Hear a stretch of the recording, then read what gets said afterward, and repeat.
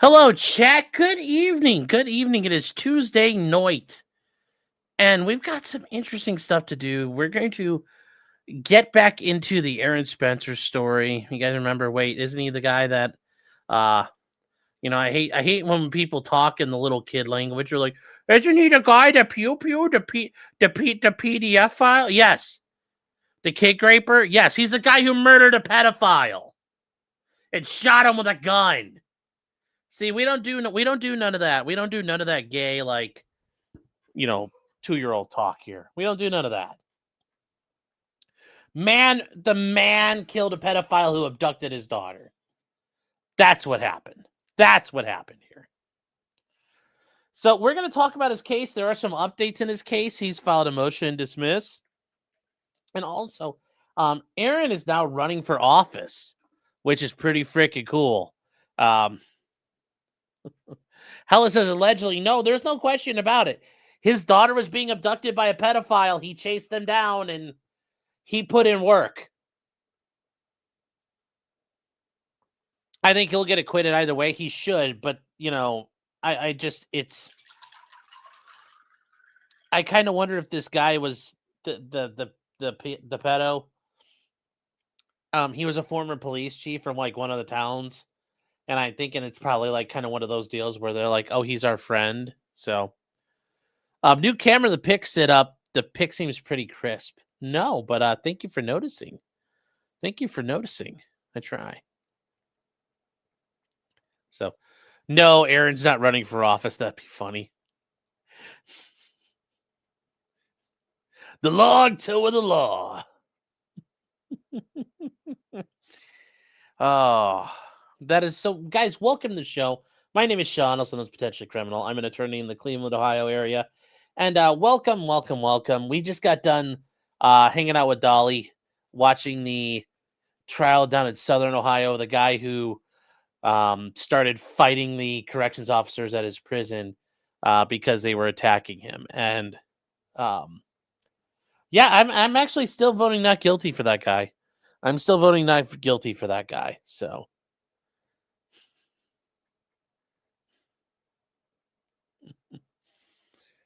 Let me see here. Let's catch up on you guys here. Zero Fox, is it true that Clyde used a shock collar on me? No, not at all. It's lies and slander. Roscoe is saying real quick. We'll give a minute to get in here. I got my jury summons for November in the mail today. Wow, that's interesting. Well, hope you enjoy it. Hope you get to get onto some jury and, do your part. Do your part.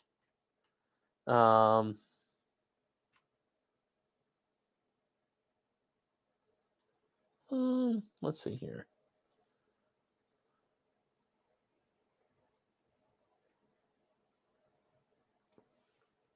Ooh, I just got an email. Sorry. Somebody just sent me an email. What the heck is this? Okay, what do these people want?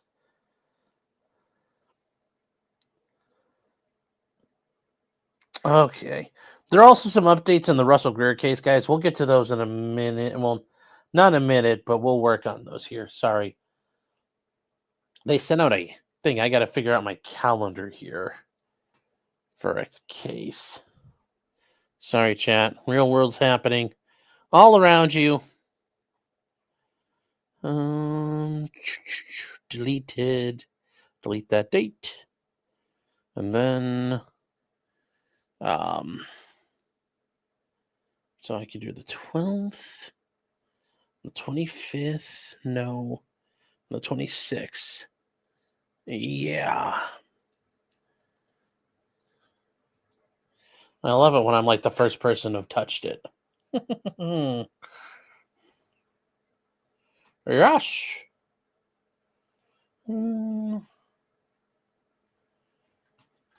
Okay. Sorry about that, chat. No thanks, I do not want to do that. But anyways, enjoy your time on jury duty. Hopefully it's productive and you can help do something productive for your community. Hopefully something happens there. Let's see here. Thrills, he checks his email. I know. Hey, I had to check it. It came in and I saw it. He's checking his calendar. I know. I can sit here like Phil and just like,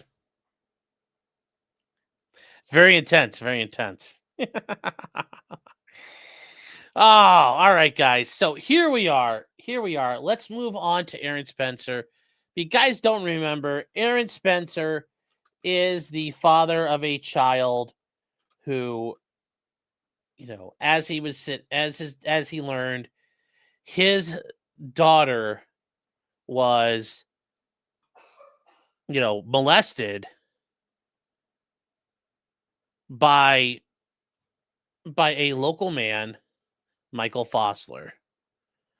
And I love this image of him because it's got the phenotype. He's got the, Jean-Francois would say, yeah, yes, he has the phenotype. But anyways, here's Aaron Spencer over on this side. Veteran, all around good hecking guy, father, taking care of his family. We've got him on this side. And then fighting out of the other corner, we have Michael Fossler, a guy who got accused of fucking pedophilia, molesting a child, and then for some reason ended up in a car with that same child later on, like a couple weeks later. He's not fucking little kids. He's totally not fucking little kids, huh? Well, anyways, he is, as the Spanish say, muerto. So what happened? One night, Aaron came into his daughter's room, and as he walked in, he noticed that her hoodie was sitting there and she wasn't there. And he's like, what's going on? So he gets in his car and starts driving, and he encounters Fossler in a car with his daughter, who he's not allowed to be around because the court said no. So Aaron basically runs them down and cuts them off, rescues his daughter, and at some point, what happens to Michael Fossler? Bop, bop, bop, bop, bop, bop, bop. And he's muerto.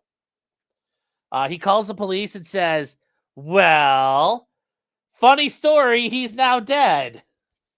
I had to shoot him. And now he's been charged with murder.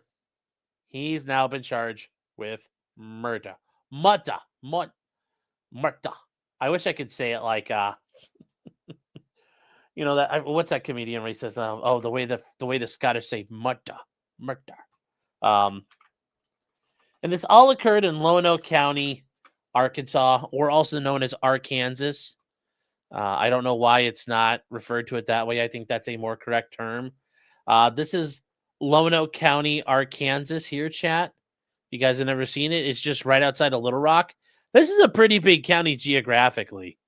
That's a lot of ground to cover. Anyway, it is right outside of Little Rock.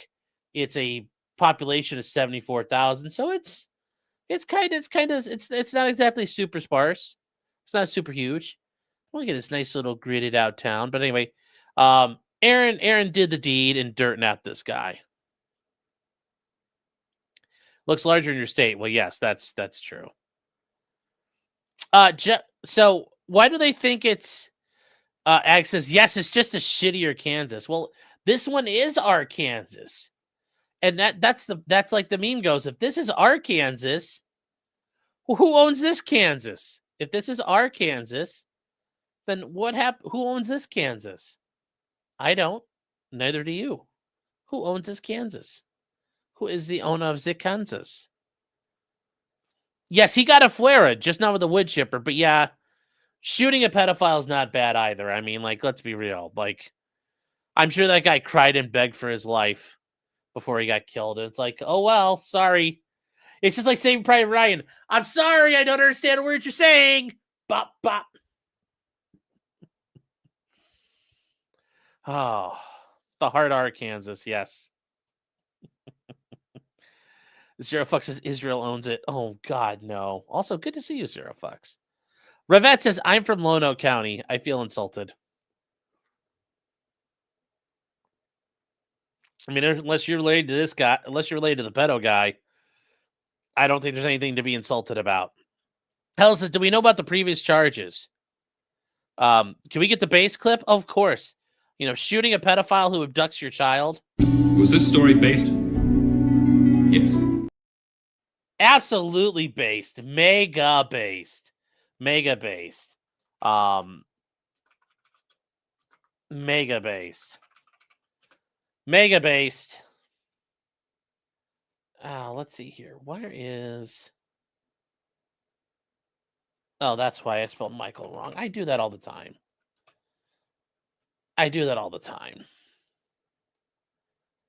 So we have Michael Fosler's case.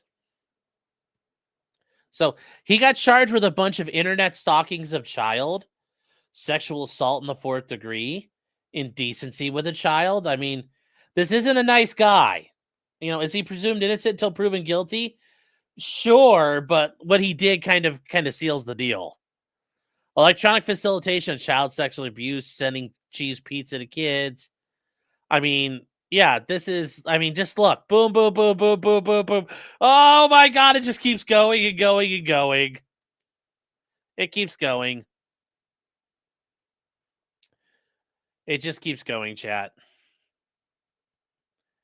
So, notice we don't get all this other stuff here. The information and all of that is not available. Isn't that kind of interesting how that all works? Isn't that kind of interesting how that all works out for us? We don't get to see all these documents. And this is out of Lonoke County as well. But yeah, it's so fun. We don't get to see what happens. Isn't that weird, chat? Isn't that weird? Trial type N. The best trial type, chat. A hard N. You know, there was a motion to seal his death certificate, and you're like, nah, we ain't doing that. We ain't doing that. So that is what's happened to Mr. Fosler. That's what happens to Mr. Fosler. Lonoke probably still uses paper. Well, to be fair, actually, in Aaron's case, there's quite a bit of stuff out there. So, no, I was able to pull all kinds of documents. So let's move on to the first things first, the status of Aaron's case right now. Where are we at with this? Well, it looks like there's been an order to continue, and the judge has agreed. This is an order of continuance. It's a joint order between a joint request between the parties. So you have both parties involved. You know, Kyle Kaiser of Lassiter and Casanelli, that's for the defense representing Aaron. And then the chief deputy prosecutor, John Cuckins, on behalf of the state, they agreed to be heard on their joint motion of finding a good cause. The court granted a continuance. The pretrial that was scheduled for August 8th is continued to December 17th at 9 a.m. The jury trial is set for January 26th through 30th. And it's probably going to get kicked out again, guys. There's a lot to do in these types of cases. So this is stuff that happened back at the beginning of August, but we just hadn't got to it yet. There wasn't a lot to cover at this time. John Cuckins, yes, because anybody who thinks this is a worthy prosecution is a cuck. And I'm sure that this guy's a cuck. You can Google the Lonoke County prosecutor, and they look like cucks. They look like cucks. I mean, this is the guy who's charging Aaron Spencer. This is the guy who's charging Aaron Spencer. I mean, look at him. Look at this guy. He has the phenotype. He has the phenotype of the cook. So you can Google people who are cucks, like this guy, Chuck Graham, the Lonoke prosecuting attorney.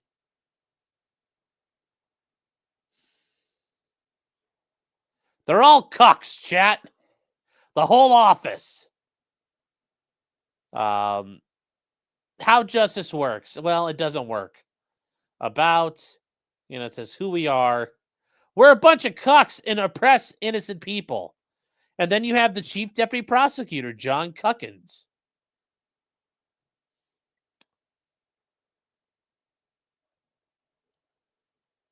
That's her job here is John Cuckins. He's the cuck. He is the chief cuck for the king cuck.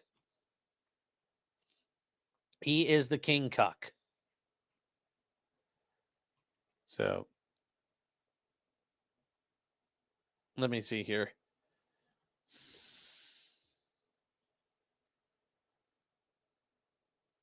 To be fair, most prosecutors look like cucks. I know, but any prosecutor who indicts Aaron Spencer for what happened here is a cuck. I honestly don't like this is one of those times, chat, where I tell you, like, don't do things illegally.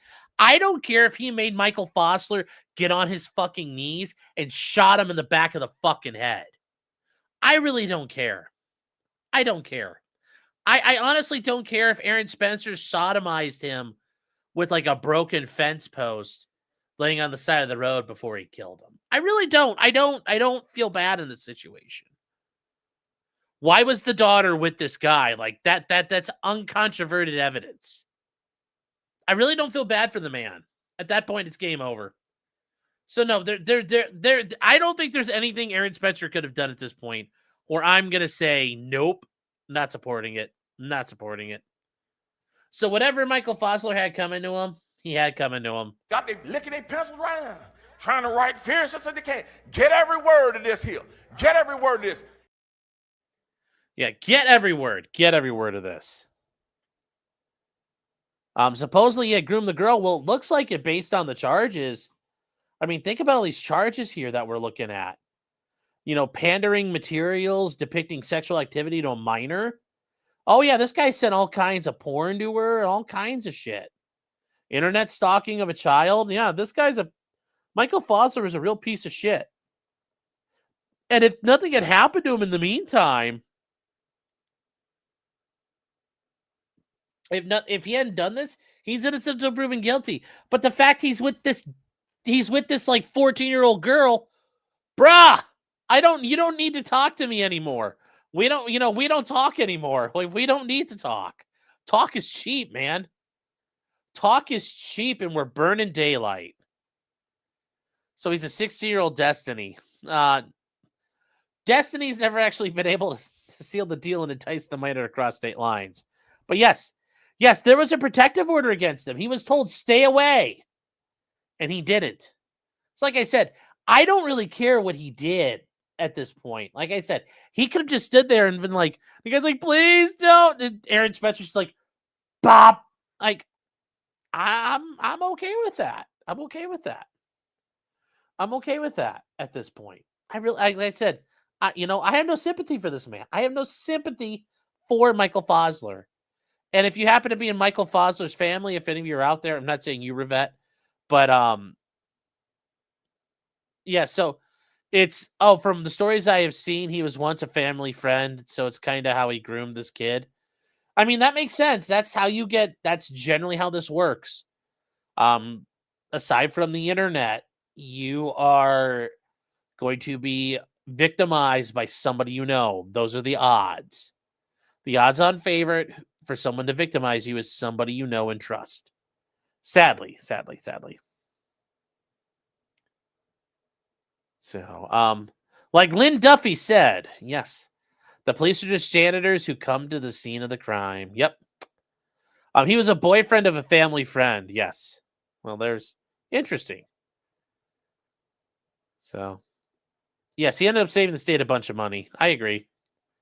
Jam Case says, why, Gary? Why? Well, now we know. I agree there. So the choice for sheriff in this area are the pedos or Judge Dredd. I agree. Yep. So we're going to keep going here, chat. We're going to get into some other stuff here that's come up. And this one's interesting. This is a motion in limine. This is a motion in limine filed by Aaron's attorneys. And I really wish I could talk to these guys. I know they probably won't talk to anybody, but I'm going to try to reach out to them because I think this is very interesting.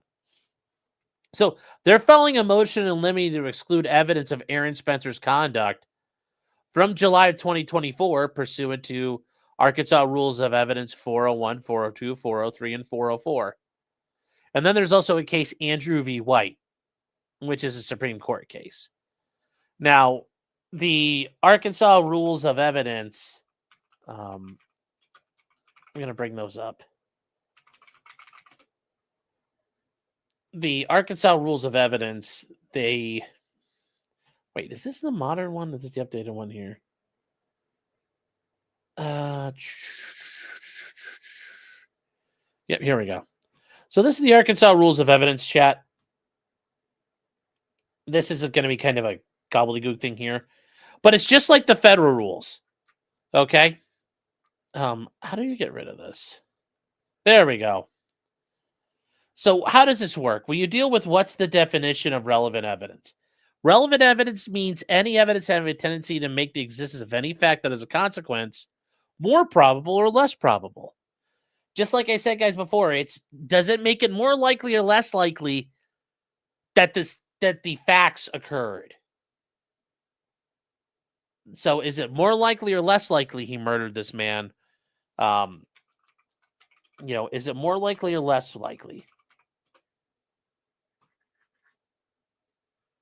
Then you move on from there. They have other things here. Relevant evidence is generally admissible.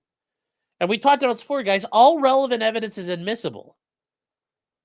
Except, generally presumed it's admissible. Okay? And irrelevant evidence is inadmissible. But what are the exceptions to relevant evidence? Relevant evidence may be excluded if its probative value is outweighed by the danger of unfair prejudice, the confusion of the issues, misleading the jury, or if there's undue delay, wasted time, or a needless presentation of cumulative evidence. So there's a lot of reasons why relevant evidence can be excluded. And then finally, Rule 404, and this is one of the big ones here. This regards prior bad acts. You guys have probably heard of this before. These are prior bad acts that we're looking at. So here, Rule 404. Rule 404 is character evidence not admissible to prove conduct. Now, there are exceptions. So, evidence to prove a person's character or trait is not admissible for the purpose of proving he acted in conformity. Meaning, you can't introduce bad acts as propensity evidence. Well, he's a bad guy, therefore he committed the crime. There are exceptions. It's the character of the accused. If the evidence of a trait of character is offered by the accused, you get the prosecution can rebut it. The character of the victim. If you start bringing up things about the victim, saying, "Oh, the victim was a big piece of shit," and you're a witness up there, and for example, Aaron puts up a witness who says, "Oh yeah, Fosler was a big shitbag." The prosecutor then says, "Well, you've heard about him being a good guy and getting the key to the city and everything," and they say, "Yeah." The character of a witness that can be also contested, but then we get also down to other crimes or wrong acts. The evidence of other crimes or wrong acts is not admissible to prove the character of a person or to show you acted in conformity with it. You can do it for purposes of showing proof of motive, opportunity, intent, preparation, plan, knowledge, identity, or absence of mistake. Now, how would this work? Well, you're showing proof of motive. Well, he did other things in the lead up to this. Okay, so proof of motive. Opportunity, intent. Yep. Preparation, planning, knowledge, identity. Or this final one is mistake of absence or accident. Now, how would that one work? Well, let's say he had done this before once. He had been involved in a situation and he claimed, "Oh, I didn't know I couldn't do that." Well, now you can't come back and say, "I didn't know I couldn't do that." Or if you're doing the same kind of conduct over and over and over again, you clearly are not doing it mistakenly. And typically for Rule 404, the way they teach you this is it's called mimic are the things you can go for. These are the type of things you can bring up as challenges to Rule 404B. And it allows you to address motive, intent, mistake, identity, or common scheme.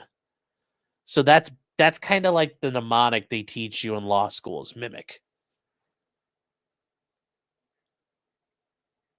So that's what they're challenging here. Rule 303 is better. Yes, it is always better. And then there's another case chat. You saw them talk about Andrew v. White. And this is a case where, the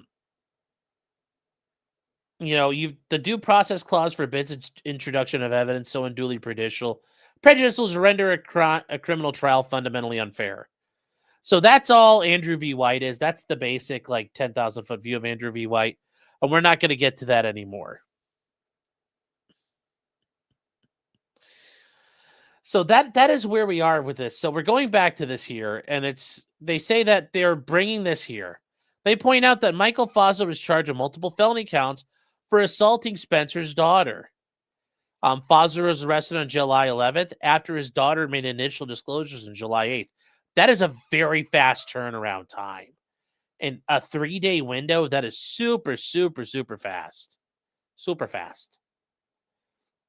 The state discovery file contains a report from Lonoke County Sheriff's Deputy John Ingram about a meeting with Leanna Higginbotham and her daughter Paula McFarland on July 8th. The report alleges that Higginbotham and McFarland told Ingram, so these two women told the police that Aaron had requested details about their friend, and when he asked why, Spencer told them Foster had raped his daughter and allegedly begged for them not to call the police. They claim he was extremely angry at first and refused to talk about the possible rape, but then calmed down and cooperated fully with law enforcement.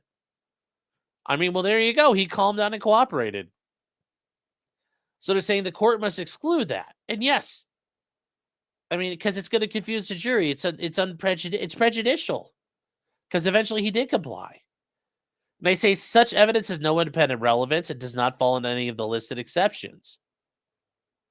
Further, any probative value that the evidence has, which Spencer does not concede, and you're not doing that, is grossly outweighed by the dangers of unfair prejudice and confusion of the issues. The evidence is not relevant. His conduct has no bearing on whether his use of force, more than 3 months later, in response to the kidnapping, sexually abusing. That's interesting, chat. I didn't read this yet. So he was diddling the kid in the car. Diddling the kid in a car. He was re-abusing his victim. Once again, I don't feel bad about how he did it. I hope it's like in a movie. There was just pouring down rain and a thunderstorm, and the guy's like on his knees in a mud puddle, just blubbering like a bitch. I fucking hope it hurt like hell, Michael Fosler. I hope so. Yes, he's a diddler. They say, and possibly limiting his daughter as a witness in his own criminal case was justified. The evidence must be excluded as relevant. Yeah, that's kind of sketch. And they talk about Rule 404B. We just went through that. The prior bad acts must be independently relevant to the main issue. And they say, even if relevant, the evidence still may be excluded under Rule 403 if its prejudicial value outweighs the probative value. The state is not entitled to introduce evidence of other offenses to persuade the jury that Aaron is a criminal and thus likely have committed the crimes he's been charged with. Specifically, proof of other crimes is never admitted when its only relevance to show the defendant is a man of bad character. And there's no independent relevance to the charge act. Whether he asked for information more than 3 months prior changes nothing. Whether he was angry or refused to cooperate, something he later did fully, has no relevance. The evidence may be relevant if Spencer was alleged to have stalked Foster and killed him at his home or out in public. However, that's not what happened here. Spencer awoke in the middle of the night to find his daughter missing and happened upon Fosler's truck as it turned down his street while searching for his daughter in his own truck. Spencer was not looking for Fosler. Rather, he was looking for his daughter. He just happened to find Fosler with his 14-year-old daughter mere months after his arrest for sexually abusing her. What followed was a lawful use of force in defense of his daughter and himself. Once again, chat, this story is nothing but... Was this story based? Yes. Mega based.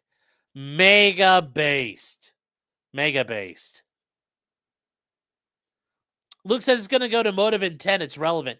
I disagree, though, and we'll go to the process. We're going to go through the prosecutor side of this. But to have, that means, every victim has motive and intent. It's kind of like an issue, I think. So, the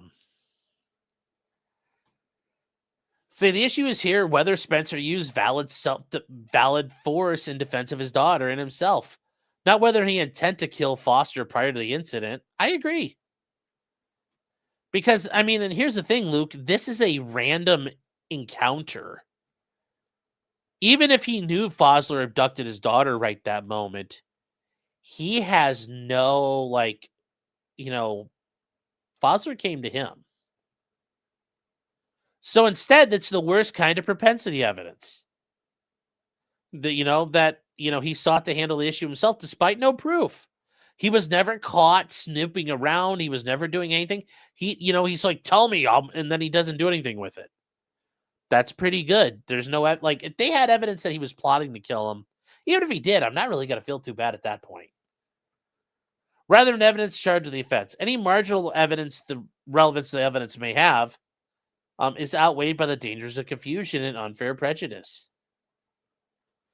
This trial will become about whether Spencer had previously sought to handle Fosler rather than whether he was justified in killing him after the abduction of his daughter.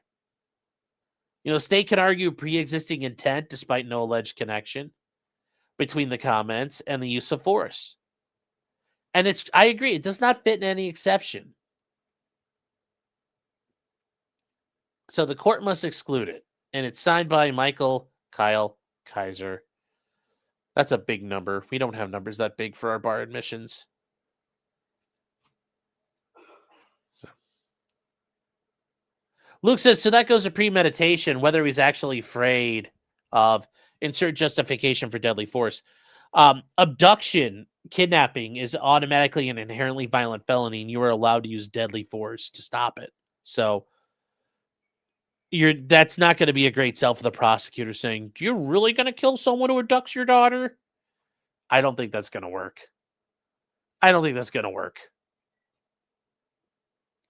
Real quick, Extremely Happy Simmer says they would call it their Kansas. Jefferson Post says, wait, so Rule 404 is really evidence not found. Well played, sir. Well played.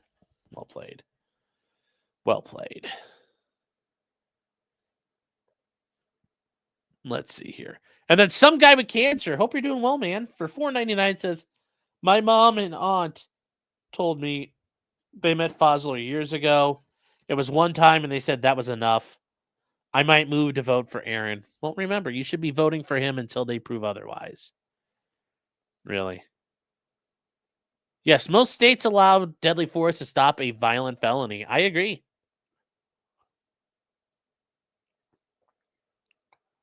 Oh, I'm worried about the directed verdict. Remember, this judge is the judge who put out the gag order. So, will the protection order in the case against Spencer's daughter be allowed in? Yeah. They're going to have to because it goes to Aaron's state of mind. Oh my God, this man is in the car with my daughter and abducted her again. I'm going to have to go fucking handle my business. So, yes, it's a very real thing here. Another gifting 5 subs tonight, chat. Getting it going out there. Thank you so much for your support.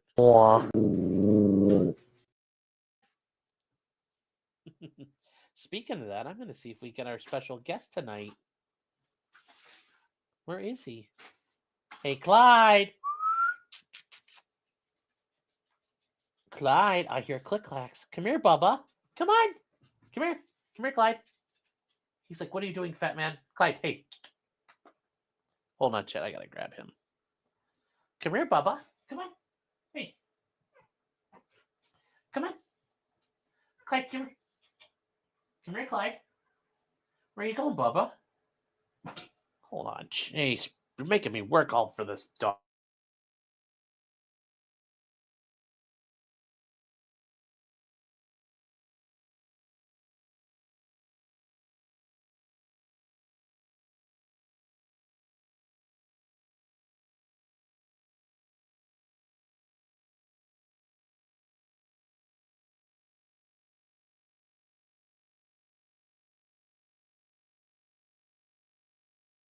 All right, chat, we're back, and we've got our guest. And this is how he wanted to be picked up right now. Oh, yeah, just so tired as being a dog. So tired of being a dog. Huh, Bubba? Oh. He had a big, long week. He had Bon for 2 weeks, and then Louis was here. He's just tired. He's a good boy. He's a good boy.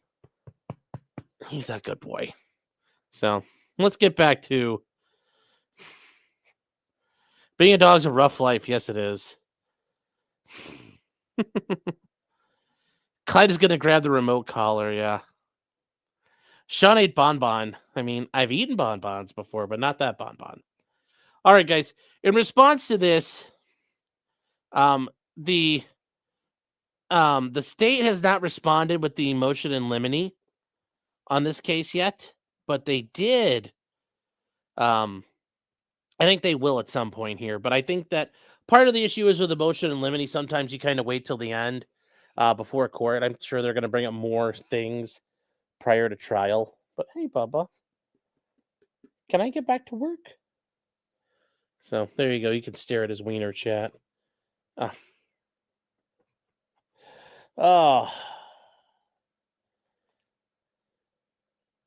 Hi, Bub. Hi. What was that? He's like, stop it. Oh. Huh? Huh? What do you think, Bubba? Huh? What do you think, buddy? Huh? Can I get back to work? All right. I'm going to sit you down. So. Yes, guys, this is the judge who got reversed. So that's why I'm a little worried she's not going to do her job right. Oh, wow. He's like wagging his tail hard now. So on top of all of this, chat, Aaron's attorneys, and I thought this was a really good job for them to do, they filed a motion to dismiss on Fifth Amendment grounds. Now, ultimately, is this going to get granted? I'm sure the judge is going to say no. I mean, think about how many times these cases actually get dismissed. Never. So there's a motion to dismiss on Fifth Amendment grounds. And they're claiming that this case violates the grand jury requirement of the Fifth Amendment of the U.S. Constitution. And stare decisis is not a license for the state to pursue such an unconstitutional course of conduct. And they say following the Supreme Court's, and this is an interesting argument that they're making here. Now, following the Supreme Court's incorporation of the Sixth Amendment jury unanimity requirement in 2020, and guys, there were 2 states, Oregon and Louisiana, where you could have non-unanimous juries. You could have like a 10-2 jury and convict someone. So you have to have jury unanimity, and that's only as of 2020. Nearly every core criminal procedure protection has been incorporated. The incorporation is the court's incorporation under the 14th Amendment. Ensures due process is not subject to erosion. And it says the last one is the Fifth Amendment's grand jury clause. Now remember, under federal, at the federal level, you have to be indicted. You have to be indicted. And you guys say, well, what's the difference here? He was charged with an information, meaning the prosecutor filed a document saying he did bad things. Now,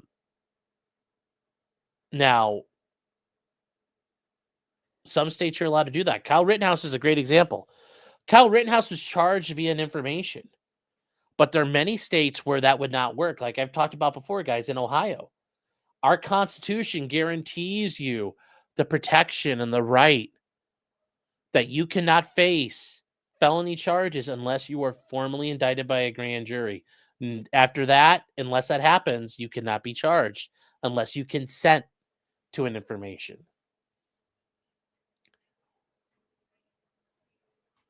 So they said they're trying to figure out, whether to require states to comply strictly with the grand jury clause was last considered in Hurtado v. California in 1884.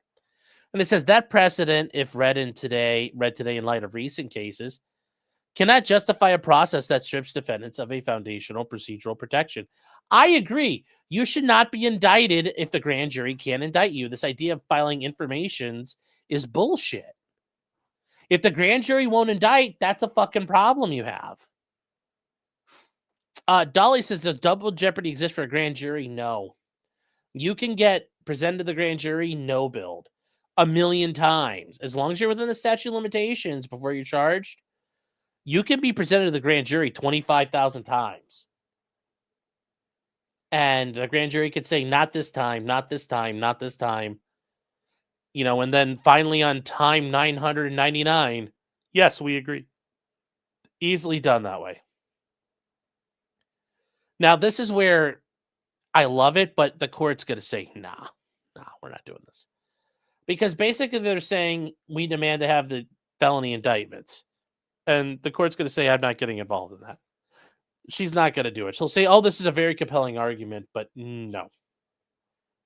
They talk about the grand jury clause of the Fifth Amendment. It says no person should be held to answer for a capital or otherwise infamous crime unless on a presentment of a grand indictment from a grand jury.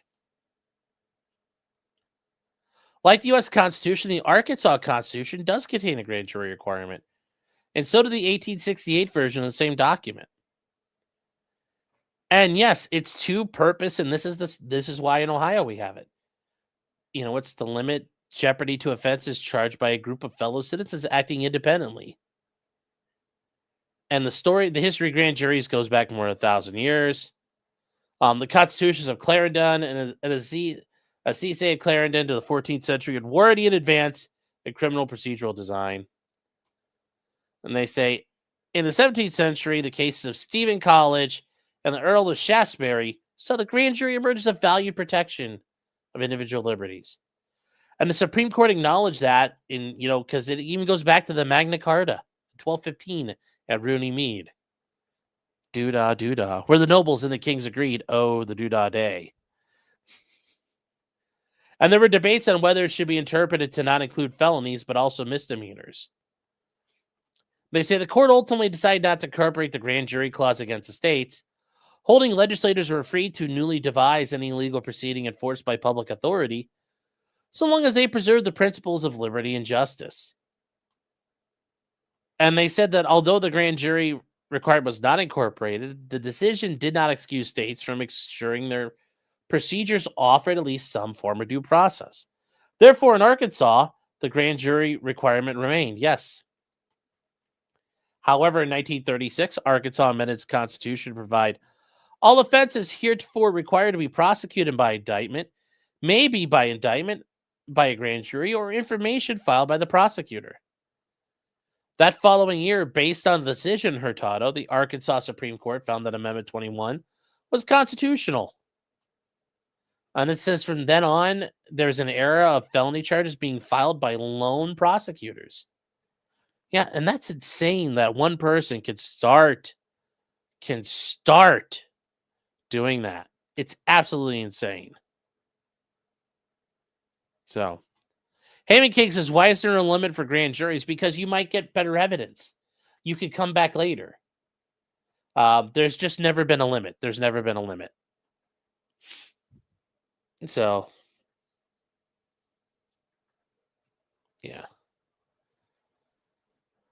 So, and you guys are saying, why can't he get pardoned? Hold on. Somebody asking about this. Wait, who's asking about a pardon here? If they convict him, Trump should pardon. This one he can't pardon. If this is a state level offense, Trump has no authority over that, and you wouldn't want him to.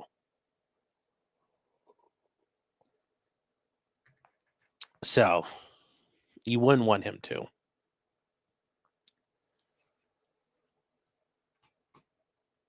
And they say the practice of allowing individual prosecuting attorneys to charge individuals directly controverts the Fifth Amendment. I agree. It also creates the risk of executive overreach. And they say to protect the Fifth Amendment rights, this court should dismiss the felony information. And this goes on and on and on here that the grand jury is the sole unincorporated outlier among due process protections contained in the Bill of Rights. And they say, although Hurtado is critically important to the 28 states that allow a defendant to be prosecuted without an indictment, Hurtado could be called into question in light of the court's decision in Ramos. And this is Alito talking about it. This is Alito commenting on it in 2020. The court's rationale in Ramos reflected the rationale in Timms v. Indiana. And guys, Timms v. Indiana is a guy where Timms was accused of, not accused of, but he was arrested for selling heroin, and they seized his Land Rover, and they determined that was an excessive violation of due process, that they seized his property. So they point out, though, in Timms, they say the court explained that a protection enumerated in the Bill of Rights is incorporated against the states. And they say if it's fundamental to our scheme of order liberty or deeply rooted in this nation's history and tradition, well, guess what? The grand jury requirement is there. So yes, it's a very good argument. It's a very good argument. Is the court going to grant it? No. They say going back to Hurtado from 1884, the court did not deny the fundamental character of the grand jury right. Instead, it acknowledged the grand jury's deep roots and everything that preceded. They also recognized the grand jury requirement was a safeguard to fundamental principles of liberty and justice. What it rejected was not the idea that individuals had a fundamental right to be free, but the idea due process of the 14th Amendment required identical procedural mechanisms in state and federal prosecutions. So in doing so, the court avoided conflict with its previous decisions in Murray's Leslie versus Hoboken Land and Improvement. And they say in Murray's, the court held due process requires adherence to traditional common law procedures, demonstrating consistency with fundamental principles in history and tradition. Now we're doing the historical analysis for the Fifth Amendment, chat. Clarence Thomas is probably not thrilled because there haven't been many infringements on criminal defense that Clarence Thomas hasn't liked. And you're like, wait, what? Yeah. It's actually very funny. Like, when it comes to criminal defendants coming before the court, many times the court goes, fuck him. Who cares? It's a very common thing. So don't mean to blackpill you, chat, but it is what it is. Also, I'm going to turn down the brightness because it's killing my eyes.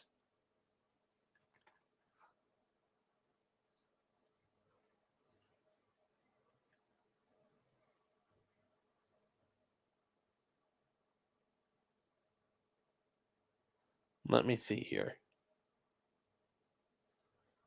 I still don't know how the fuck Timms was the vehicle for excessive fines incorporation. Just because he had it was just like a little microscopic amount, and they seized like $100,000 Land Rover. That's why. So it happens. It happens. It happens.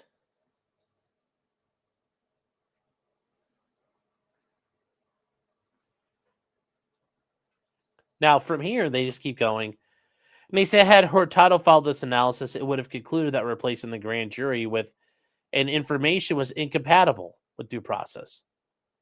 And they say, however, the 14th Amendment had only been recently ratified, and California, like other Western states, was struggling with the requirements of convening grand juries in sparsely populated areas. Yeah, how do you do the grand jury when there's only 40 people in a county? And they say prior to that context, the incorporation decisions of the 20th and 21st centuries, the court concluded California's practice of proceeding on an information was not sufficiently unfair or oppressive to violate the 14th Amendment. And they say that the deferential standard set out in Hurtado sets Hurtado apart not only from Murray's, but also the court's more recent incorporation decisions. And they say, we're not asking the court to overrule Hurtado, only to read it narrowly. A narrow reading of Hurtado establishes that a felony information may satisfy the minimal requirements of procedural due process. A substantive due process analysis requires dismissal of the felony information. But they talk about the 5th and 6th Amendment have been incorporated through the 14th. So, and they talk about, once again, in Hurtado, due process meant any process that was legitimately intended to safeguard your fundamental principles, the process which you are due.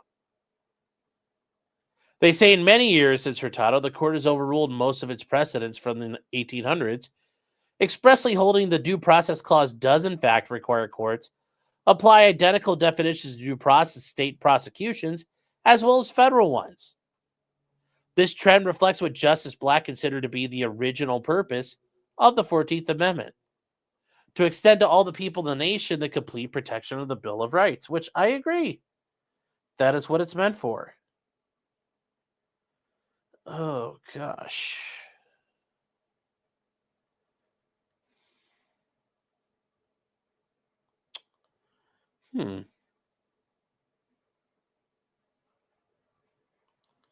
Hold on here, chat. What is this phone call?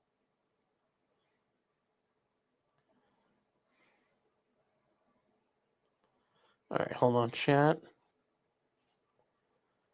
There we go. Sorry. Had to fix some things there. And they say, ultimately, the whole this court can determine what, if any, provisions of the Bill of Rights will be enforced is to frustrate the great design of a written constitution. And they say the Supreme Court published the following list of its decisions fully incorporating the Bill of Rights against states. And they talk about with respect to the First Amendment. You can see all these cases here: the Free Exercise Clause, free speech, freedom of assembly, freedom of the press. With respect to the Fourth Amendment, Aguilar, the warrant required, Mapp v. Ohio for the exclusionary rule, Wolf v. Colorado's freedom from unreasonable searches. With the Fifth Amendment, you have Benton v. Maryland, double jeopardy, Mallory v. Hogan, privilege against self-incrimination. You have the this case here, the Chicago B&Q Railroad Company versus Chicago, just compensation. With respect to the Sixth Amendment, Duncan v. Louisiana is a trial by jury in criminal cases. Washington v. Texas is compulsory process. Klopfer v. North Carolina is speedy trial. These are things, if you haven't heard of these cases, these are all critical ones. Pointer v. Texas, the right to confront adverse witnesses. Gideon versus Wainwright is the guarantee of counsel. In re Oliver, the right to a public trial. With respect to the Eighth Amendment, Robertson v. California, cruel and unusual punishment. Schlieb versus Coibel, prohibition against excessive bail. Then there's McDonald versus City of Chicago for the Second Amendment. They kind of fucked up here. So, and then in 2020, the court added the jury unanimity to apply identically to the states. And they said that enumerated jury unanimity requirements had never been previously applied, even after a case in Oregon directly on point did that. And they said, nevertheless, they found that the Sixth Amendment requires jury unanimity. And they say it did so despite the thousands of cases in which state courts have relied on apodaca, and they say potentially crushing the burden on the courts and criminal justice systems. Too fucking bad. Too bad. Too bad. Winter Soldier says, my audience is filled with Ricada refugees. They've never heard of this stuff. I know, but this is a law channel, so we talk about law. This is a law channel, chat. This is what we do.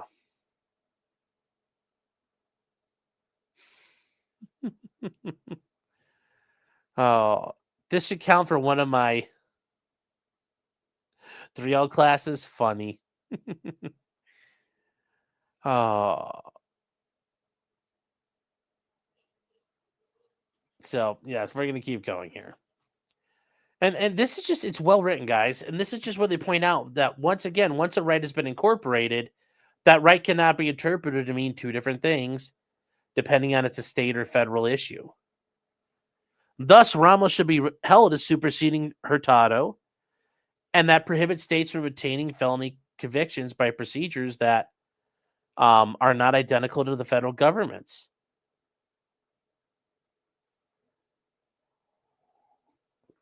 And they explain the crucial importance of jury trial rights of the Fifth and Sixth Amendment. And that's when it says the court, that means SCOTUS. So they say inherent in this guarantee of the right to a speedy and public trial by an impartial jury is the guarantee is an assurance that any guilty verdict will only issue from a unanimous jury. The Fifth Amendment further promises the government may not deprive individuals of their liberty without due process of law. It safeguards for criminal defendants well-established common law protections, including the ancient rule that the government must prove to a jury every one of its charges beyond a reasonable doubt. And they see these amendments place the jury at the heart of our justice system. They do, and guess what? A grand jury is a jury. And that's from Erlinger v. United States, citing Ramos and also Blakely.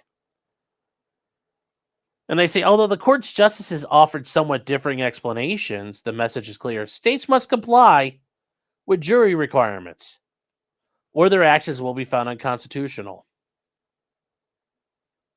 And they say this court has abandoned the notion that the guarantees in the Bill of Rights apply differently when incorporated by the states than when they do apply to the federal government. And then they point out Alito writing for the plurality in McDonald. Remember, guys, McDonald was a plurality. So it's not one of the strongest ones. They had to deal with Kennedy still on the court, and they had to kiss his ass.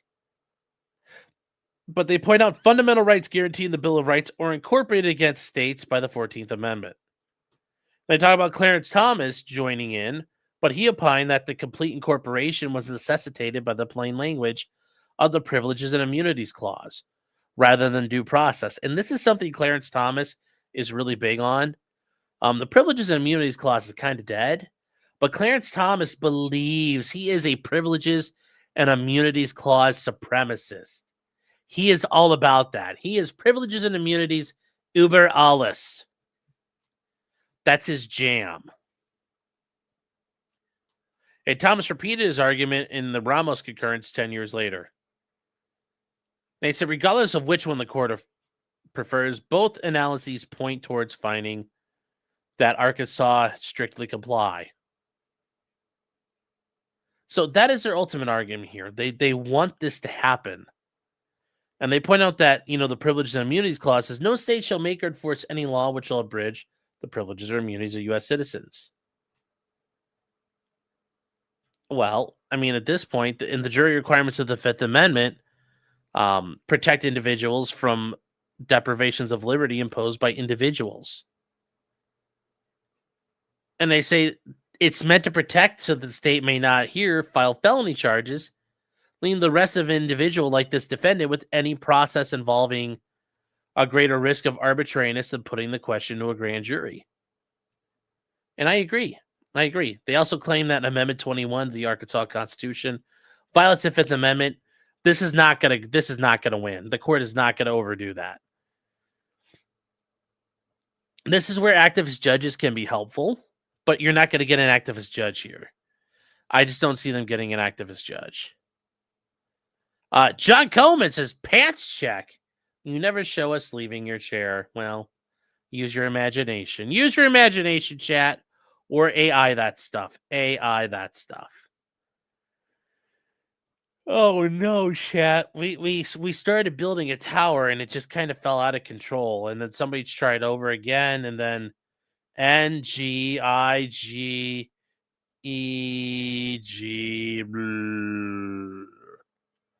Not very good, guys. Not very good. Got to work on it.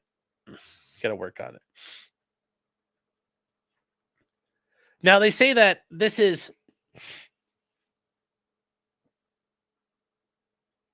this is not going to work. This part here is not going to carry the day. You're not going to find the judge to do that. But if you had a left-wing judge, those are the type of judges who will say, nope, doesn't count, and they'll send it back up the chain. But traditionally, you're not going to get that from a judge who's on the right. So they say providing an accused with the right to be tried by a jury of his peers gave him an inestimable safeguard against the corrupt or overzealous prosecutor and against the compliant, biased, or eccentric judge. Yes. And they say both under English common law and the United States Constitution, the jury exists at the heart of our system to ensure a judge's power to punish is derived wholly from and remains always controlled by the jury and its verdict. And they say the court should protect the jury rights from encroachment because they point out that the jury shares and competes with the judiciary for power but the jury cannot do anything to regain power when it's taken away from them. And that's true. If you take away something from the jury, they can't do anything about it. They can't claw things back.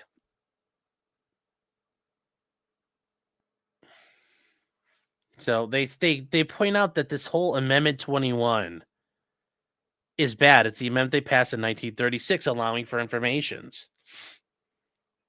And they said, though, that the Arkansas Supreme Court will strike an amendment to the Constitution of Arkansas when it directly conflicts with the Constitution. Yeah, but that's not going to happen here. And they say, nevertheless, the Arkansas Supreme Court affirmed the constitutionality of Amendment 21 because they were relying on a bunch of old cases like Hurtado and things from 1928.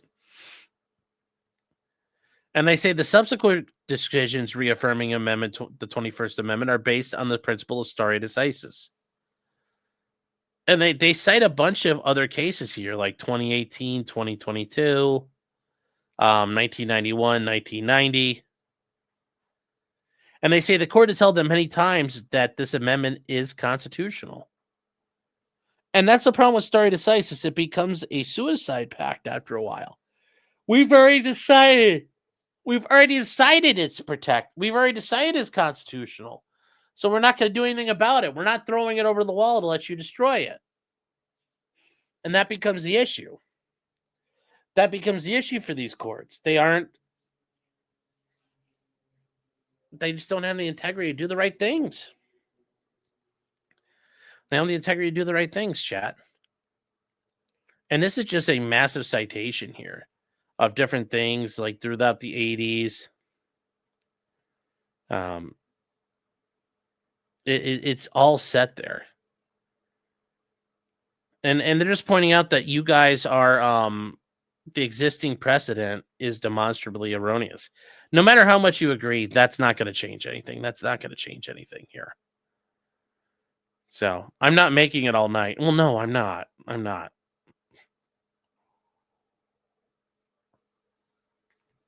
You guys want Maddie to time me out. It's not going to work that way. But this is, I agree with all this. This is very well written. This attorney that he's got, I've been very impressed with from the start. And they point out that once again, although the United States Supreme Court has found all but one of the due process rights enumerated to be fully incorporated, the court has in its own words shed any reluctance to hold that rights guaranteed meet requirements for protection under the due process clause. And they just point out, and once again, we'll speak to how it held the Second Amendment is incorporated against the states. And they point out that once again, we had to reincorporate the Sixth Amendment.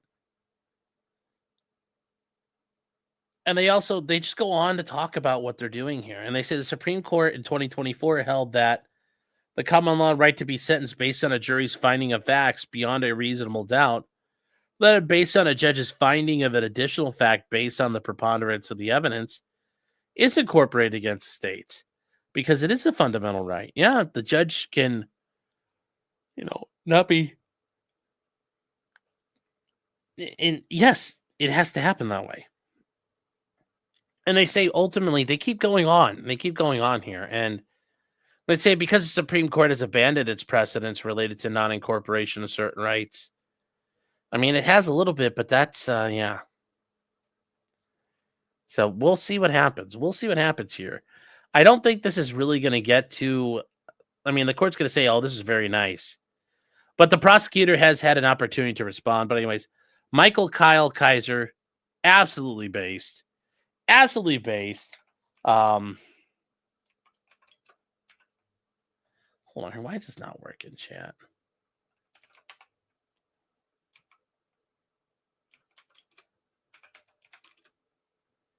Let me see here. Why is this not working?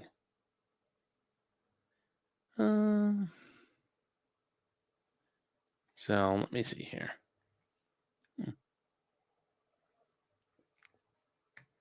All right. Oh, real quick, if you guys don't know, this is Aaron Spencer's attorney.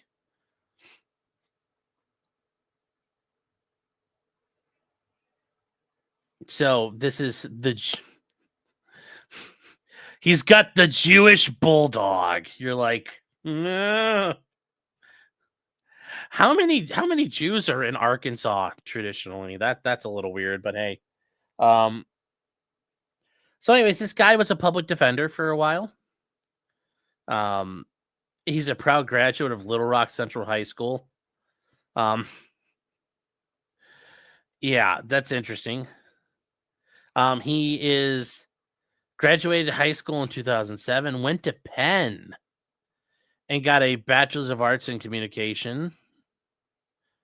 And then he went to the University of Arkansas and got his JD in May of 2014. So he's been a lawyer about as long as I have. I'm thinking he took the August bar or the July bar and got sworn in October. I got sworn in the end of May, beginning of June. So I've only been a lawyer a couple months longer than him. So jam case is more than you would think. So interesting. Now from here, the prosecution, they just filed 3 pages. They just filed 3 pages of this. And they're just like, bruh. Lamau. That shows you how seriously they're taking this. They say the argument, and notice what they did here. They ruined their formatting. What is this? What is this? It doesn't match up here. And then also, what is this? No justifying. Come on. What is this? This just doesn't work. I mean, look at this nonsense. It's like extra indents in the paragraphs. Oh, it's just so infuriating, chat. So infuriating. Now I'm being a Tylenol American. 100% I am. So they point out that they say that the motion to dismiss is frame the filing of an information as a failure to comply with the Fifth Amendment. That's not true. 28 states currently file charges by information, which is bullshit. And here are all the states: Arizona, Arkansas, California, Colorado, Connecticut, Hawaii, Idaho, Illinois, Indiana, Iowa, Kansas, Maryland, Michigan, Missouri, Montana, Nebraska, Nevada, New Mexico, North Dakota, Oklahoma, Oregon, Pennsylvania, South Dakota, Utah, Vermont, Washington, Wisconsin, and Wyoming.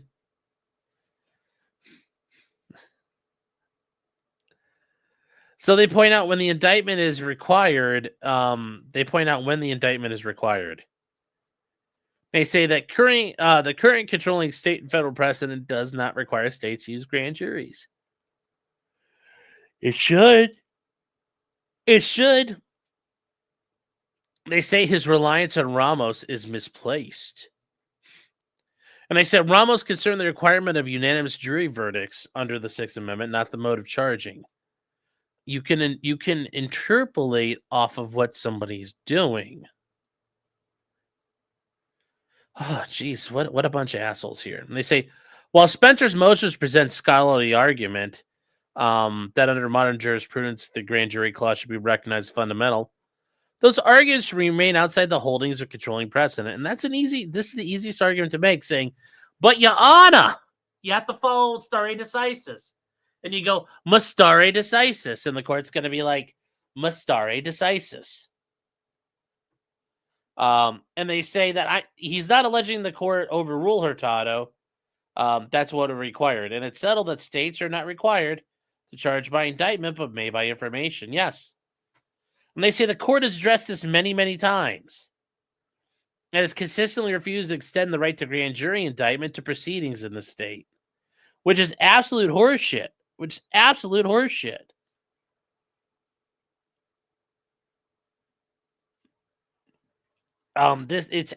garbage. And they go through there and they show a couple of cases here, Waller versus State. And they say that the defendant alleges petition his argument on appeal that no grand jury indictments were issued. And they say at the time the Arkansas Supreme Court They say that the right to grand jury indictment proceedings does extend to the state of Arkansas, which, yeah, I mean, I don't understand why that's a surprise. So they're saying, wherefore, they respectfully request that the honorable court dismiss and deny the motion to dismiss. Like, they're just sitting there saying, oh, this is really nice. He tried real hard. So, yeah. Jefferson Post says, yes, train law is easy. The railroad gets to fuck you, case closed. That's pretty much how it works with the railroads. We do what we want. Why? Because we paid off the politicians. I do what I want. It's very, very true, you guys. Very true. Very true. I don't think you guys understand how true it is. It's true. True. The truth. All right. Now, with that being said, there are some other things that we have to get into here, guys. And they are that Aaron Spencer. No, my tabby just froze. Uh-oh, chat. I don't know what I'm gonna do here. Uh-oh.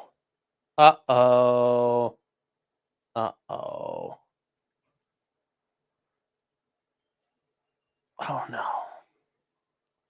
Okay, I hope you guys can still hear me. Oh, okay, there we go. Fixed it. This is currently what's running right now. Aaron Spencer for Lonoke County Sheriff. Based.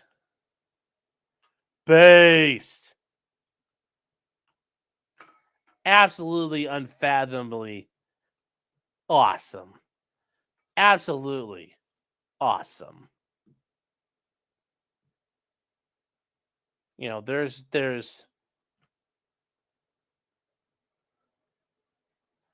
it's so good. It's so good. I mean, like, you're facing murder charges. Like, I'm gonna run for sheriff. I'm gonna build a Department of Integrity on that land, bish. Yes, and I think this is pretty good as well. Aaron Spencer, hero dead on trial. I actually think that's correct. This guy has gotten the short stick here, and I don't think it's fair. Yeah, he cleans up. Well, yeah, most people do. So.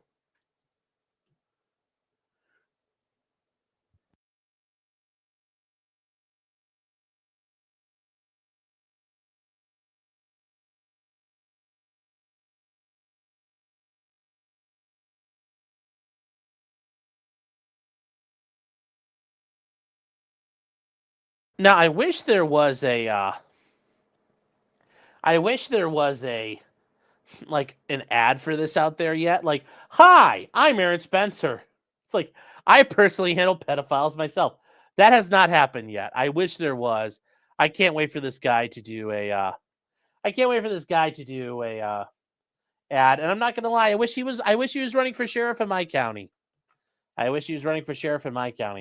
Although it's weird because to be a sheriff, you have to have law enforcement experience. And you can't just like randomly do it. So, Sarah Brown says, I'm almost positive he's running Republican, so the primary is the real election. Okay. So, what do you mean there's an ad? Where's an ad?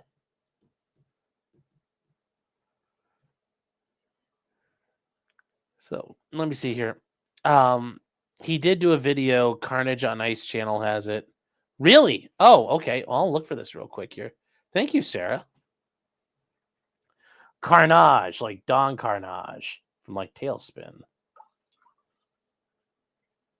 Let me see if I can see this here.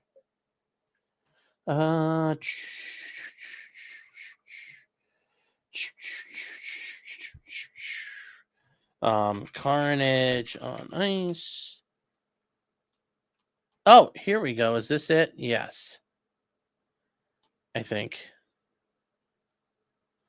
All right, chat. So this is from Carnage on Ice. This is a channel that's out here. Weezy says, do we know when the election is? I mean, I don't know. Like it's not sometime. Like I think it's 2026. But anyways, here we go. Hello, Lonoke. My name is Aaron Spencer. Many of you know my story. I'm the father who acted to protect his daughter when the system failed. Based, based, based, based, based, based, based, based. Was this story based? Yes. That's the best part. You can tell 2 seconds of story, and you're like, I see no downsides. Let's keep going here. Let's keep going. I'm also a husband, a combat veteran of the 82nd Airborne Division, a contractor, and a farmer. And through my own fight for justice, I have seen firsthand the failures in law enforcement and in our circuit court. And I refuse to stand by while others face these same failures. That's why I'm announcing my candidacy to run for Lonoke County Sheriff. This campaign isn't about me. It's about every parent, every neighbor, every family who deserves to feel safe in their homes and safe in their community. It's about restoring trust, where neighbors know law enforcement is on their side and families know that they will not be left alone in a moment of need. Together, we can build a safer, stronger Lonoke County for every family. I'm Aaron Spencer, and I'm running for Sheriff of Lonoke County. Based, based, based, based, based. Just like Gordon Ramsay, chat. Based, based, based, based, based, based, based. The turkeys and the chickens are dickheads and they're being quiet. Jed says a turkey farmer in Arkansas. Yeah, don't say. Yeah. I mean, look, those turkeys are being super quiet. No gobbling.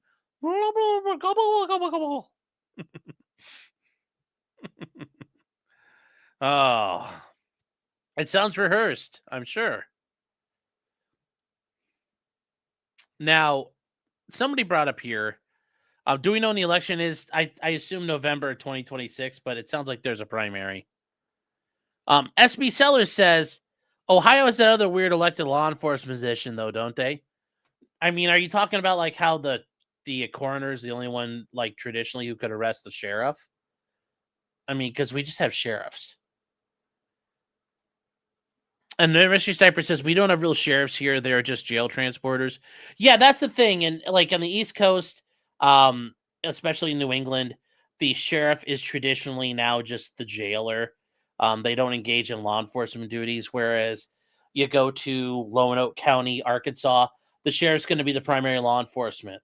You come to Ohio, each county has a sheriff's department that patrols the roads, does investigations, and is the law enforcement for all the unincorporated areas of the county.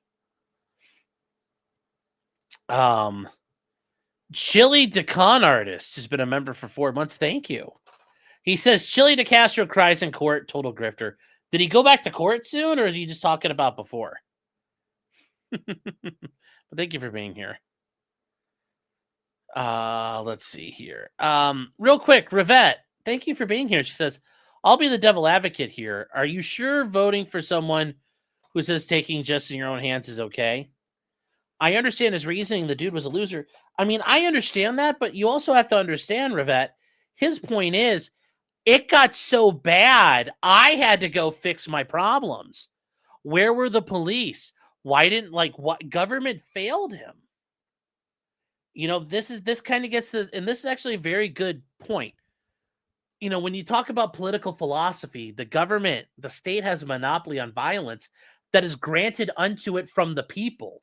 We give the state the authority to use violence on our behalf, and we give them that as the sole authority to use that violence. Well, when the state abdicates in its responsibilities and fails to perform, it leaves a vacuum because we've asked the state to take care of the bad man and use its violence, use the monopoly on violence.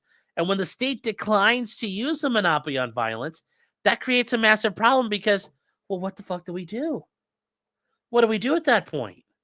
How do you operate? If there's a monopoly on violence and the state has abdicated its role, well, people will assume the responsibility for themselves, the mantle of that responsibility. So the fact that it happened is really a lapse on the government's part. Had the government done its job properly, this wouldn't have happened. And sometimes the government isn't always there to correct and catch the problems, so people will address the issue.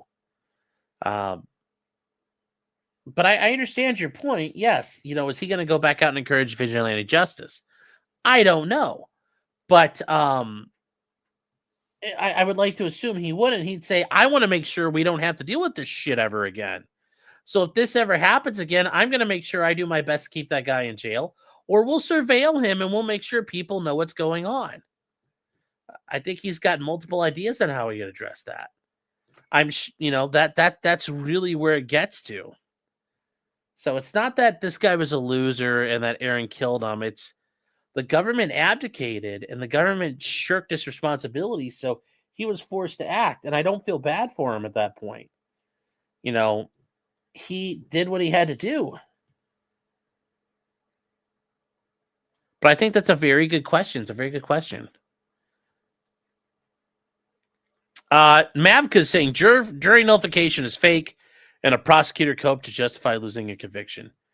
Juries are instructed to give as much or little weight to evidence and testimony as they want. Sure, but people in a jury also have the right to say, and I think that you all do as a jury, to say, I don't think this law should be enforced. So jury nullification is a real thing. A jury has the right to say this should not be a crime. And they have the right to say specifically this man should not be charged with a crime. They have the right to say that. They have the right to say that. So it's not just cope.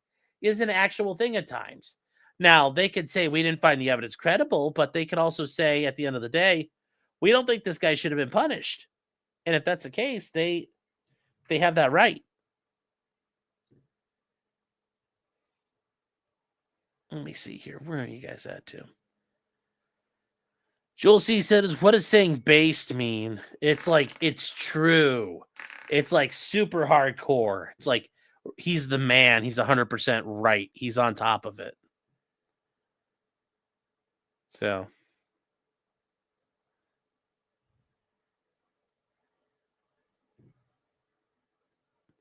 Rivette says November 3rd is the election for sheriff.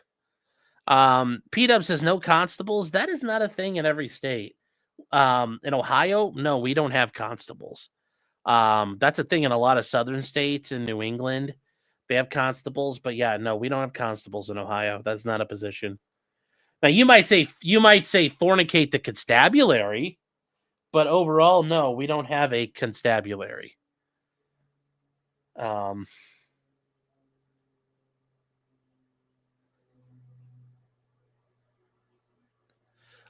Jen is saying, wait, the coroner could arrest a sheriff in Ohio? I mean, under like the traditional laws of Ohio, like in the 1800s, yes, the coroner was like the person who had authority over the sheriff to arrest him. I don't think it ever happened, but nowadays that's not an issue anymore. But that was like a traditional thing in Ohio. So let's see here. What else are you guys saying? Yes, more importantly, the government failed his vulnerable daughter. Well, yes, yeah. Winter Soldier says, is it the same violence Hassan Piker cries about? I mean, it probably is. I mean, he would acknowledge the government has a monopoly on violence.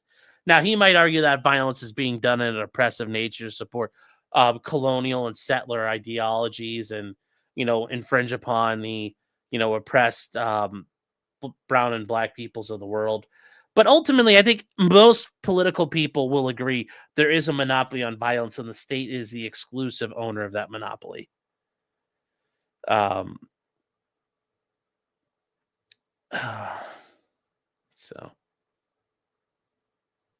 yes, I agree. He was out on a stay away order. So,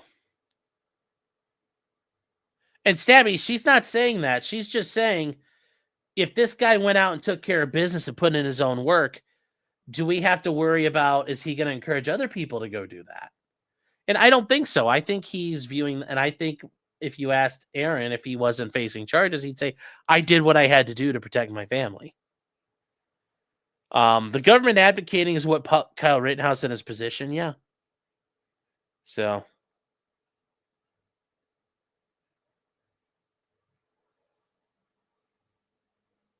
And Sarah says it wasn't vigilantism, though. It was defense of his child whose life is in danger. You can call it that. I'm just saying that's how, if you want to phrase it as that, I still think he has the right to act out in defense of his family.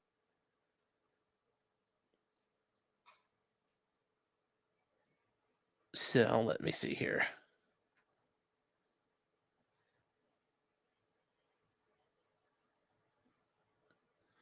It's based. It's an Italian sub with oil. Jeez. All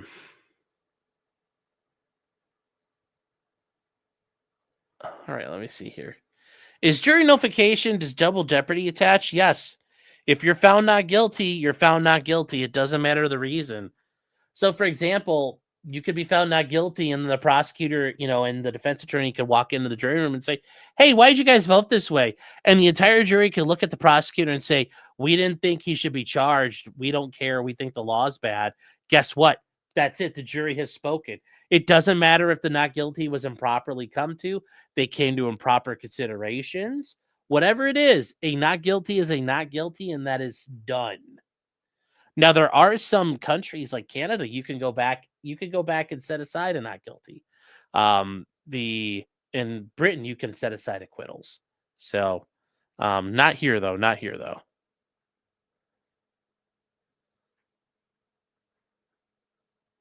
So,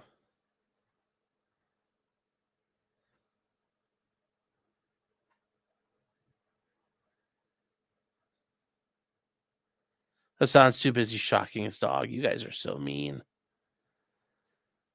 Kayla says, stop moving your arm like that. This is something 2.0 got me a long time ago. This is I don't know if you guys could read it, but it's you spin it and it gives you a legal option. It's guilty, or you spin it again. And it's insanity plea. So, and Rivette, I understand what you're getting from. Don't let these people get you down. I understand what your point was. I thought it was a fair question to ask. It was a fair question to ask. But yeah, stop moving your arm like that. You mean like this? You mean like that? Oh, the camera's on? It's been on the whole time.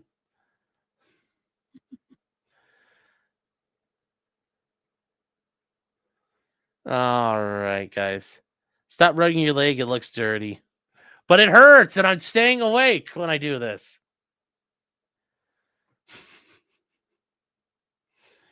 Oh, you guys leave her alone. I understood what she was getting at. The fact you don't does not mean yes.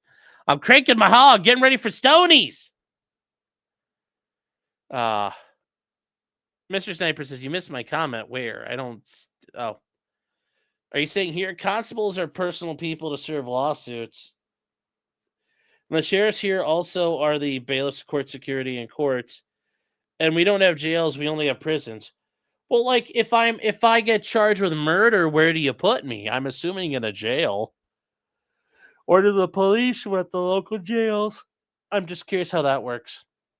But you still live in a state that's like this big. So I understand you don't have a lot of room.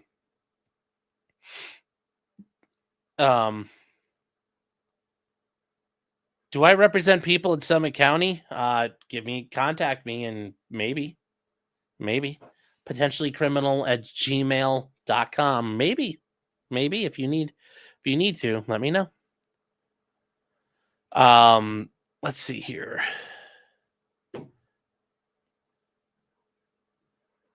Oh, where was I looking? I thought I saw something here. I'm slowly becoming DSP. Now, chat. Now, guys. Preposterone says hello. Well, hello. Let's see here. Yes, anime sucks. Copus need for $5.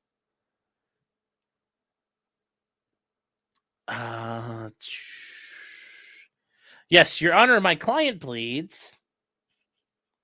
I should do that one day. Walk into court and set this down. Your Honor, what are you doing today, Mr. Martin? Hold on, Your Honor. Your Honor, today we are doing Ask Mom. Can I represent Rage Pigs of Florida? No. Put on the vest? No. PPP would have to play Sean instead of Worski. Oh. So. What's the difference between a jail and a prison? Well, a jail is where you're for short term, meaning generally pre-trial, and then sometimes for short incarceration stints. Prison is generally for longer term things, meaning like you've been convicted already too. So, generally people who get convicted of felonies can go to prison. That's traditionally the way it's done. So that's kind of the distinction there, if that makes sense, Tenok. Felons go to prison, misdemeanors go to jail. And if you're pre-trial, you're going to be in a jail. So that is it, guys. That is it. In New York, they can hold you up in jail for up to a year-long conviction. Yes, they could do that too. Here in Ohio, there, you could be,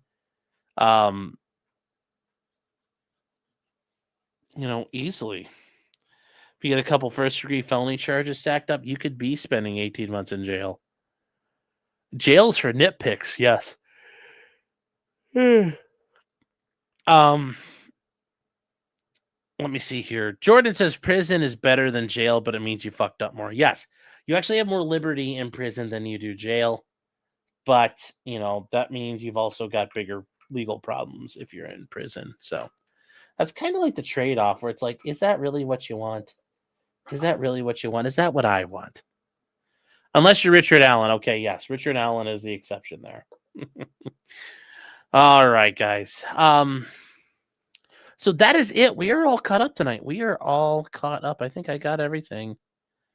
Real quick. No, Mayo says, Nick Ricada told me the age of consent was weird nerd stuff. Yes. Shredder S 07 says another congressional bid for the toe. Tech Guy Sal says, vote for the toe in November. And then Amateur Iconoclast says, Sheriff Tobo. You guys are funny. You guys crack me up. You crack me up. You crack me up. You crack me up. So, the age of consent in Arkansas is 16. It also is the age of consent here in Ohio. Did I talk about Russell Greer already? No, I did not. No, I did not. We'll probably talk about, actually, I was thinking about, we might do some other things tomorrow. We might talk about Russell Greer tomorrow and kind of where things are. We also were probably going to talk about Mickey Steins, the sheriff out of Kentucky. There's been a filing where they're basically challenging him under insanity and that he was suffering from basically like a mosquito-based encephalitis, which caused his brain to swell and freaked him the fuck out, which is kind of weird. But hey, it'll kind of work. It'll be a way to work. Hold on here. What did somebody say? Do you mean goal? No, we didn't. We always meet the goal checks. We don't have a goal. The goal is always met because we're hanging out. So, is it the Zika defense? No, but it's a little interesting here. It's a little interesting what they're arguing, but they are arguing basically like an insanity defense. You're like, huh, interesting. You wouldn't have thought of it, but yeah, they are doing it. And we are going to get to that tomorrow night. The other thing we're going to get to is, and we're going to talk to this on Thursday, is I know some people were asking me about the guy who got in trouble in Virginia, putting the force reset trigger in the AR-15 at the range. We're going to talk about that because I've learned a bunch of stuff there, and that guy Once again, it's one of those things where you're an idiot if you do it, and you kind of get what's coming to you for being a moron. Um, it's kind of ridiculous. So, um, here.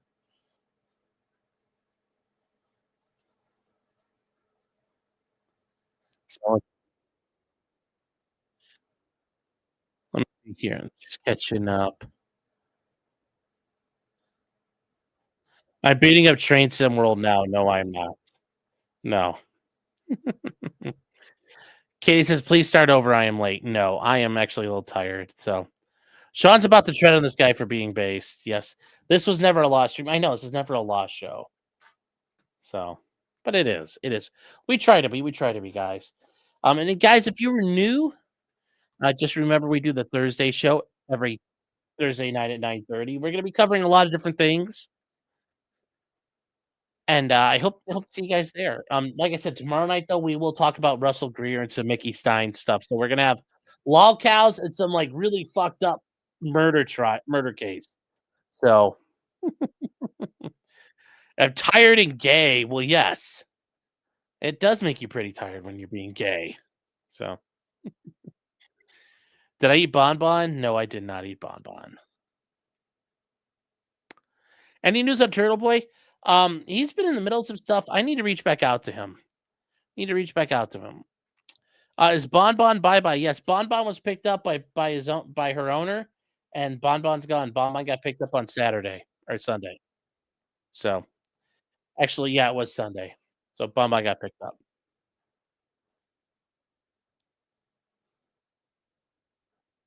So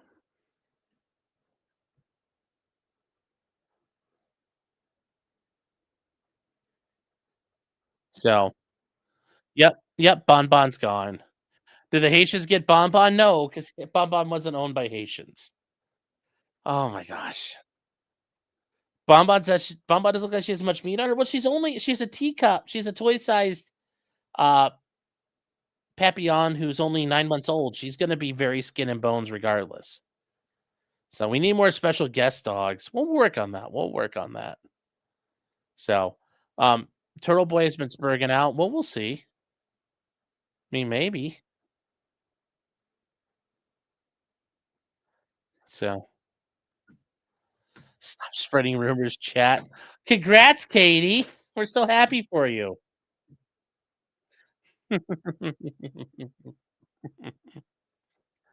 so, so that's funny. That is funny there, you guys. So ah. Let me see here. So yeah, guys, we are all set. I will see you guys tomorrow. We'll see you guys tomorrow. And chat, remember until next time. Guys, we'll do some more train stuff this weekend. Maybe Friday night we'll do some train stuff. I don't know. Maybe we'll go toe to toe with DSP. We'll do some dent. We'll do some dent work. We'll take all the dents and I'll shunt them around the rail yard. Yes, Ian Whiffen has been doing interviews. Yes, I saw those. It's very, very interesting. It is very, very interesting. Some guy with cancer says, I spurged on your mom. Like, well, I don't know if I like that. I may have to address that with you, sir. Phil will drop you. Well, that's fine. Yes, we're gonna pull some dents, chat. We're gonna go take those whales and they're gonna become my whales.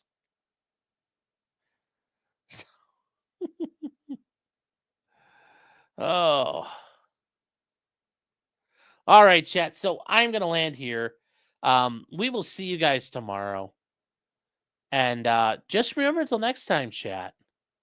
Just because you did it does not mean you're guilty, especially if you are Aaron Spencer. You are 100% not guilty. Absolutely, positively not guilty. I really want to reach out to your attorney because your attorney seems fucking awesome. And I want to see him kick ass and absolutely run these tools out of the prosecutor's office, because what they're doing to you has been criminal in every way. And I think it's a shame. It is a complete shame what has happened to his case.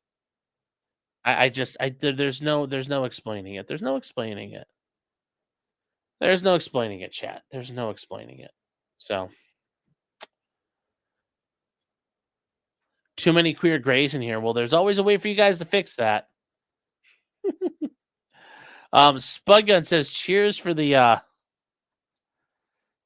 stream. Sean needs more trains, though. Panzer Deuce says chaff flare. Well, all right.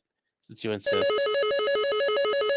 Chaff flare, out, chaff flare, low, jammer. Yes. It's never a good sign when you're getting yelled at by Betty like that. So you're gonna finish watching The Day of the Jackal. That is a phenomenal movie. Seller says make the train stuff members only, so they're forced to join. Why? I member only stuff because that doesn't then it prevents the algorithm from getting fucked with. So same reason why Kurt does all his cooking stuff and makes it private or makes it member only. That way it's not part of the algorithm. Yes. Nose up! Pull up! All right, chat. So I see you guys tomorrow. Take care, everybody. And, we'll have a longer show tomorrow, I promise you. We're going to have a jam-packed. It's going to be thick and girthy. So I will see you guys then. And are you able to drive steam engines on the train simulator? Hell yeah. You could drive Thomas the Tank Engine on that thing. Hell yeah. Are you kidding me? Hell yeah, we can. Yes. 50, 40, 30, 20. Lou says, fuck, I'm in. Hell yeah, we're going to do it. And I've already learned how to operate a couple of the trains, so we're going to do them. It'll be fun. It'll be so much fun when we do it. I should play the spooky train monster game. I don't know what that is. So. He's stuck in an autistic loop, chat, yes. Anyways, chat, we're going to end here. Good night, guys. I will see you tomorrow. Take care, everybody.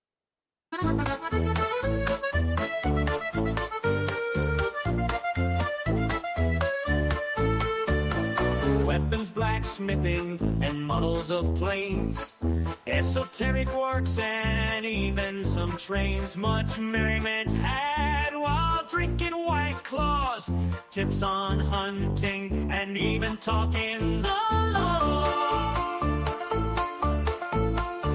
Whatever you do, just don't talk to cops, even when they nab you on illegal stops. Just 'cause you did it doesn't mean you're guilty, but please talk to a local attorney.